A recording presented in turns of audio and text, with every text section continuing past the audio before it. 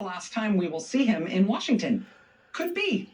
I feel like getting my Leslie It makes him Jones get into on. the helicopter with the big two-handed V for vamoose and the terrible. Do you awkward think smile he'll that do didn't that? reach his eyes. Do But you this think maybe he'll go is to as close as we're Mar-a-Lago gonna and get. never come back? We shall see. Not knowing where the president of the United States is going to be for the next 28 days, not knowing even the basics of like what White House staff do now. Do they keep going to the White House? The president's not there. Maybe should the Biden White House transition people just move in early if the Trump folks aren't using the space anymore? I mean, these are not the kinds of ambiguities you train for in American news and politics, but that is where we are. And actually, on the calendar, there's something really important to keep in mind. As you know, the president decided to throw a wrench into a hot running engine last night. Listen. He suddenly started paying attention to the fact that there was a COVID relief bill that his own administration, his own people had been negotiating with Congress on his behalf. Educate. The White House told Republicans in Congress explicitly that the president was ready to sign the bill. The president got a wild hair, the wind blew his fur the wrong way or something, and he decided no, he will not sign it, and now he's demanding changes to the bill that has already passed Congress, changes to the bill that his own administration and all the Republicans in Congress had been busy fighting against all this time. He now wants those things. Yeah. And this is the headline tonight in the Washington Post. Trump's last-minute outburst throws pandemic relief efforts Like I into said chaos. in my post. And it is chaos. He's threatening to veto the bill because of his sudden outrage over all the things his own administration insisted must be in the bill.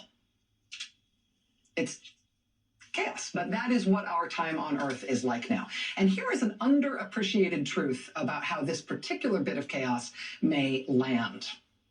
Look at this for a second. Here's where we are on the calendar. Listen, people. This is where we are today.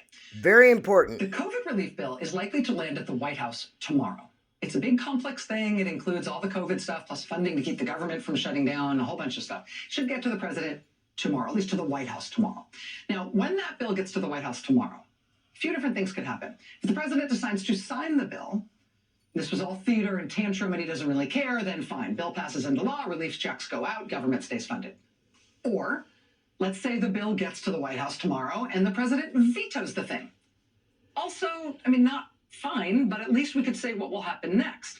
The House and the Senate will then see if they have enough votes to override the veto. If so, the House and the Senate will reconvene. They will override the veto. The bill will become law. The COVID relief checks will go out. The government will stay funded. But there is a third option. Under the United States Constitution, the president has 10 days to sign a bill or veto it. 10 days, not counting Sundays.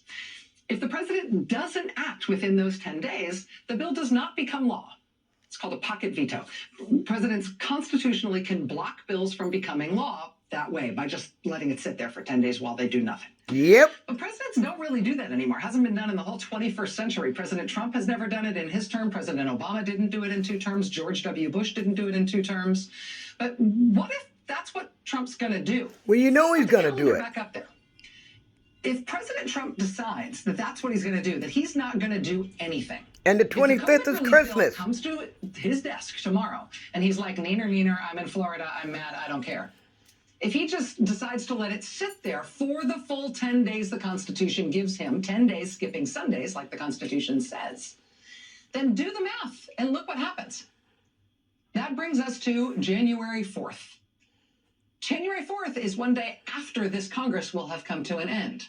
Anything not passed into law by the end of this Congress doesn't become law, goes back to zero, start over. So yeah, chaos when it comes to COVID relief. If President Trump gets the bill brought to him tomorrow as expected, but then he does nothing.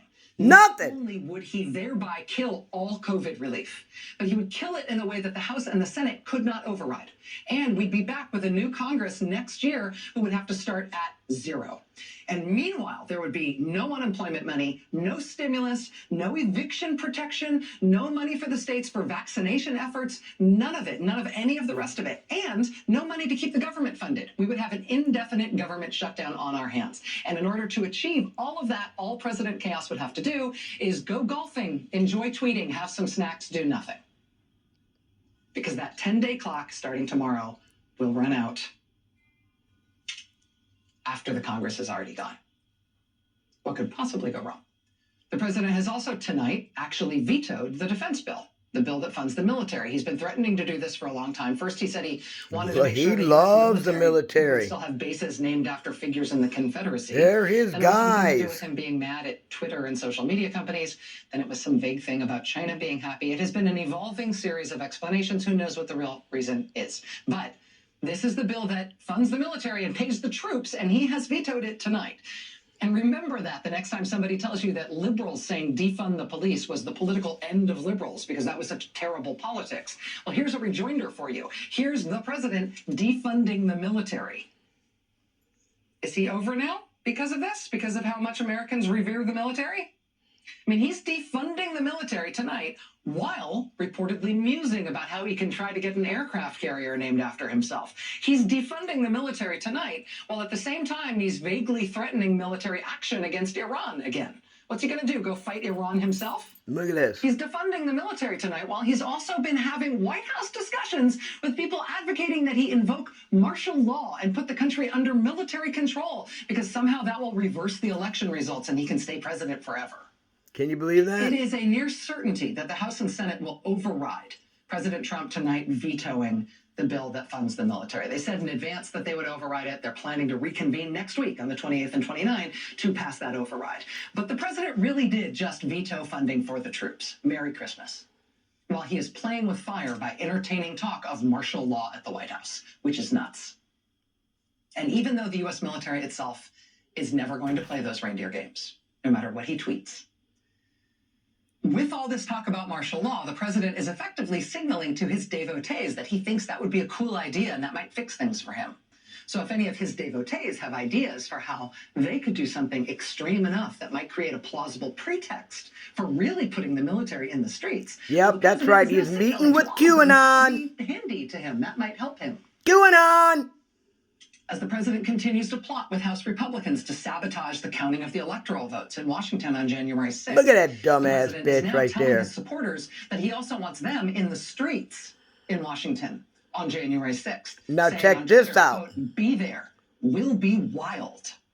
Check this out. Here's the headline in the Washington Post today. Trump supporters plan D.C. rally on day Congress certifies election results. Quote, "Conversations about the gathering have taken off on chat forums used by far-right groups. The Proud Boys, members of armed right-wing groups, conspiracy theorists, white supremacists have all pledged to attend on January 6th. Several online posts appear to show far-right demonstrators workshopping ways to smuggle guns into D.C., where carrying without a permit is prohibited and guns are banned at all protests. Other posts include talk of violence. On the event website, a flyer for the demonstration says the president is calling on us to come back to Washington on January 6th for a big protest. Be there. Will be wild." Here it is. Will be wild. That's what he wants. The president threw down 20 pardons and commutations last night, another 26 pardons late tonight. He has left Washington. Nobody knows, literally, if he is coming back. He is telling his followers to be in the streets when he and his co-conspirators try to sabotage the Electoral College vote count. He wants supporters in the streets outside the Capitol while they are trying to pull off their sabotage inside the Capitol at the same time. He has maybe jeopardized any relief for COVID at all. And he has blocked funding for the U.S. military. And it's just Wednesday. He's got 28 more days to wreak this kind of mayhem. Somewhere in the world, as we speak, America's most devoted enemies are watching. And they are really, really, really enjoying what they are seeing.